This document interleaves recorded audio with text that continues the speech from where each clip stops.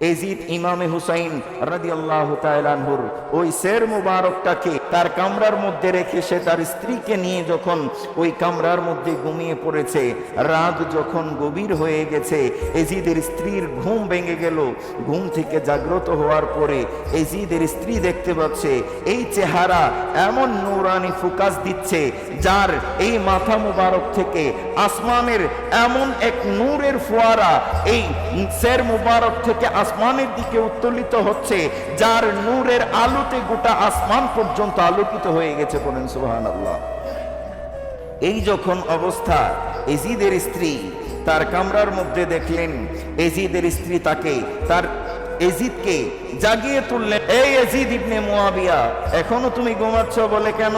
বলে তাড়াতাড়ি ঘুম থেকে উঠো, উঠে দেখো যে আওলাদে রসুলকে তুমি কতল করিয়েছো, যে আওলাদে রসুলের কর্তৃত সের মুবারক তুমি তোমার কামরার মধ্যে এনে রেখেছো। এই সের মুবারক তো সাধারণ কোনো সের নয়, এই মাথা এটা তো সাধারণ দুনিয়ার সাধারণ মানুষের মতো মাথা নয়। তুমি এই সের মুবারকের দিকে তাকিয়ে দেখো, ইমামে হুসাইনের পবিত্র সের মুবারক থেকে এমন একটা নূরের ফোয়ারা আসমানের দিকে উদিত হচ্ছে, যেই নূরের আলোতে গোটা আসমান পর্যন্ত আলোকিত হয়ে যাচ্ছে। বলেন সুবহানাল্লাহ।